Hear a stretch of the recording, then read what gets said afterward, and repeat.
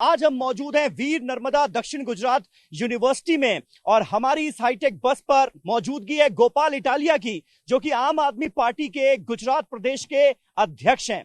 गोपाल जी, इस बार क्या उम्मीद कर रहे हैं, क्योंकि ये हिंदुत्व की प्रयोगशाला कहा जाता है गुजरात को। भारतीय जनता पार्टी की यहां पर जिस तरह से मौजूदगी है उसके उदाहरण भारतीय जनता पार्टी देती है पूरे देश में, और आप यहां से क्या उम्मीद कर रहे हैं इस बार?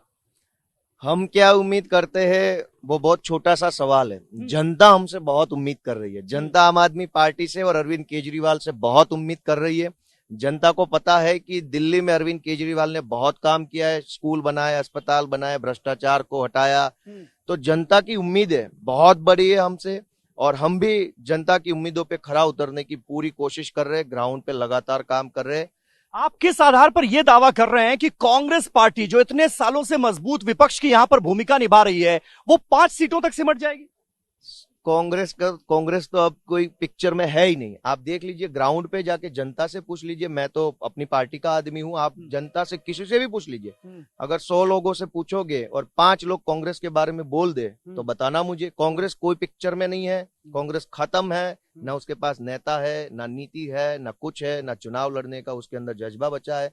इस बार सीधी सीधी लड़ाई गुजरात की मेहनत कश जनता और भ्रष्ट भाजपा के नेताओं के अहंकार के बीच की है, जिसमें हम जनता की ओर से चुनाव लड़ रहे हैं। जनता हमें चुनाव लड़वा रही है।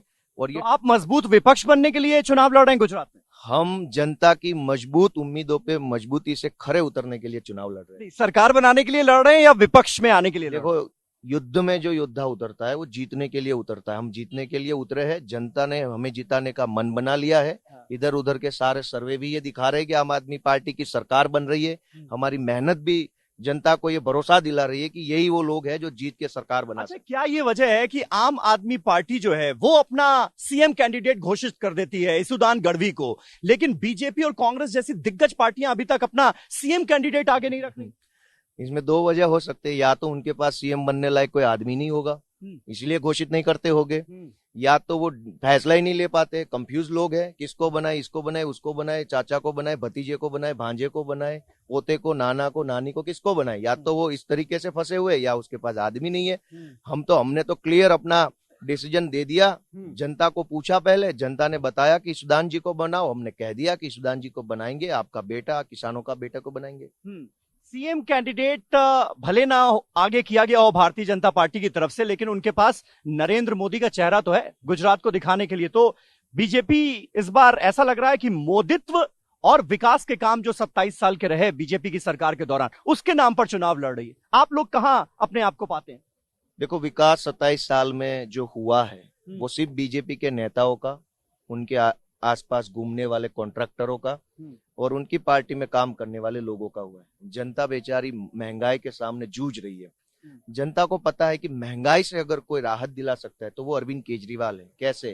कि बच्चों को फ्री शिक्षा देंगे केजरीवाल जी, आम आदमी पार्टी, अस्पताल में फ्री इलाज कराएंगे, भ्रष्टाचार हटाएंगे, बिजली 300 यूनिट फ्री देंगे। तो जनता को जो महंगाई से अभी जो मतलब मर मर के जीना पड़ रहा है, उससे थोड़ी राहत मिलेगी। जनता अपना देख रही है कि कहां उनका हित है, कहां उनका फायदा है। लेकिन अरविंद केजरीवाल अपने आप को कहते हैं कट्टर ईमानदार। हम कट्टर ईमानदार पार्टी के लोग हैं। भारतीय जनता पार्टी कह रही है कि यह कट्टर भ्रष्ट पार्टी है। सुकेश चंद्रशेखर की चिट्ठियां और उसमें लिखी बातें हर रोज मीडिया के सामने आ रही हैं। वो तरह तरह के आरोप लगा रहा है, करोड़ों के लेन देन की बात हो रही है, तो भ्रष्टाचार के तो संगीन आरोप लगा रहे हैं। कितना मुझे हंसी आती है, कितना मतलब क्या हाल हो गया बीजेपी का। कितना बुरा हाल है। विश्व की सो कॉल्ड सबसे बड़ी पार्टी का ये हाल है कि वो देश के सबसे जाने माने महाठग की बातों पे यकीन करने लग गए। जिसने गृह मंत्री के नाम के 250 करोड़ का फ्रॉड किया हो, इस टाइप के महाठग की बातें बीजेपी को सच लगने लगी। ये उसकी बुद्धि का दिवालियापन है या उसकी नीचे गिरती हुई उनकी सोच है? वो तो आप ही की पार्टी के सर्वे सर्वा को ठग कह रहे हैं उन्होंने महाठग को भी ठग लिया। तो बीजेपी की क्या हालत हो गई, मुझे अभी हंसी आ रही है कि वो जेल में बंद महाठग की बातों को सच मानने लग गए। मुझे तरस आती है बीजेपी के लोगों पे, मुझे दया आती है। भगवान से प्रार्थना करूंगा कि इन लोगों को सही सलामत रखे। ये मतलब देश का सबसे बड़ा ठग जो बोल रहा है वो बीजेपी के शीर्ष नेता जो है, टोच पे बैठे हुए नेता, वो मान रहे कि नहीं वो सही बोल रहा है। अब ठग की बात आप इन आरोपों को खारिज करते हैं। बहरहाल इस वक्त हमारी मौजूदगी सूरत में है और अपने दर्शकों को यहां पर याद दिला दें कि सूरत में नगर निगम के जो नतीजे आए थे उसने ही हौसले बुलंद किए आम आदमी पार्टी के, और इस वक्त हम सूरत में ही मौजूद हैं। आम आदमी पार्टी के जो पार्षद जीत कर आए थे, अगर मैं सही याद कर पा रहा हूं 27 पार्षद, उसमें से 5 ने भारतीय जनता पार्टी बाद में ज्वाइन कर ली। आप लोग कांग्रेस पार्टी पर ये आरोप लगाते हैं कि भाई ये विधायक एक्सचेंज पार्टी है, कांग्रेस पार्टी को वोट मत दो वरना कांग्रेस पार्टी का विधायक जीत कर आएगा और बीजेपी में चला जाएगा। तो आपकी पार्टी में भी तो वही हो रहा है ना। देखो, हमारी पार्टी छोटी सी, नई सी, बिल्कुल नाजुक सी पार्टी है, छोटे साधारण लोग है। हम ये बिल्कुल नहीं चाहते कि कोई इधर उधर होना चाहिए, लेकिन आम आदमी पार्टी का दिल्ली का उदाहरण देख लीजिए। पहली बार 2013 में जितने विधायक जीते थे उन्होंने पूरी मजबूती से अरविंद केजरीवाल का साथ दिया। ऑपरेशन लोटस अभी दिल्ली में किया गया, फेल हो गया दिल्ली में। फिर वो पंजाब गए ऑपरेशन लोटस लेके, पंजाब में फेल हो गया। फिर वो तेलंगाना में ऑपरेशन लोटस लेके गए। तो ये ऑपरेशन लोटस का आप जब जिक्र करते हैं ना, तो फिर ये होता है, उधर से ये कहा जाता है कि भाई वो आरोप लगा देते हैं, हिट एंड रन का मामला है उनका, आरोप लगा देते हैं, सबूत नहीं देते। आप ये कहते हैं बीजेपी की तरफ से ऑफर आया था, किसने दिया ऑफर ये बताते नहीं। आ गया ना, 3 लोगों को अरेस्ट कर लिया तेलंगाना पुलिस ने। ऑडियो वायरल हो गई, जिस ऑडियो में बीजेपी का एक आदमी बोल रहा है, बीजेपी के जो राष्ट्रीय लेवल के नेता, उसके बारे में कि पैसा वो दे देंगे, आप पार्टी चेंज कर लो। ऑडियो आ गया, वीडियो आ गया, आदमी का नाम आ गया। अब क्या सबूत दे? तो सारा सबूत सामने है कि ये मतलब ये ऑपरेशन लोटस नहीं है, ये एक तरीके से ऑपरेशन कीचड़ है, जो पूरे देश में लोकशाही को गंदा करने का कीचड़ फैलाते हैं, विधायकों को खरीदना। अच्छा, ये बताइए कि आपको तो एंटी हिंदू घोषित कर दिया भारतीय जनता पार्टी ने कि ये हिंदू विरोधी हैं गोपाल इटालिया, और जमकर उसका प्रचार किया गया। आपके पुराने स्टेटमेंट्स जो हैं वो भी वायरल होते हमने देखे। तो क्या आपको लगता है कि इसी वजह से फिर पार्टी ने सीएम कैंडिडेट के रूप में चर्चा आपके नाम की पहले चल रही थी, फिर सुदान गढ़वी का नाम सामने आया, ऐसा तो नहीं, सीएम पार्टी ने तय ही नहीं किया। पार्टी ने जब तय ही नहीं किया, फिर क्या बात हो गई कि मुझे पीछे रख दिया, उनको आगे। आम आदमी पार्टी ने एक नंबर घोषित किया, अरविंद केजरीवाल जी ने कहा जनता से कि भाई इस नंबर पे आप अपने फीडबैक दीजिए, व्हाट्सएप करिए, एसएमएस कीजिए, ईमेल कीजिए, कॉल कीजिए। 17 लाख से ज्यादा लोगों ने रिस्पॉन्ड किया, उसमें से 70% से ज्यादा लोगों ने ईशुदान जी का नाम दिया। तो जो जनता ने कहा वो फैसला बताया है।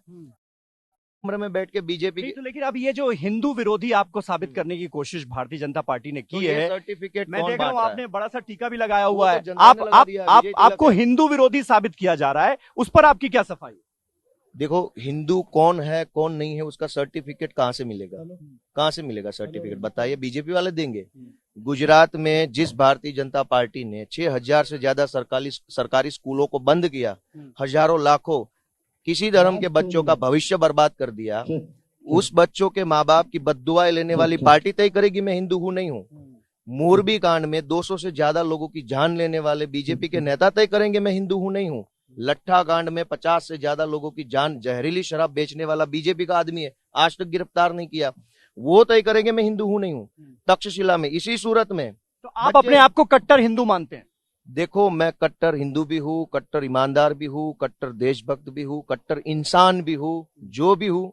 मैं बीजेपी से 1000 गुना अच्छा आदमी हूँ। चलिए ठीक है, गोपाल इटालिया जी, बहुत बहुत शुक्रिया टीवी9 भारतवर्ष से बात करने के लिए। आम आदमी पार्टी के गुजरात प्रदेश के अध्यक्ष गोपाल इटालिया हमसे बात कर रहे थे और कॉन्फिडेंस जताते हुए नजर आ रहे हैं कि इस बार उनकी पार्टी को विजय हासिल होगी और बीजेपी को वो परास्त कर देंगे गुजरात में।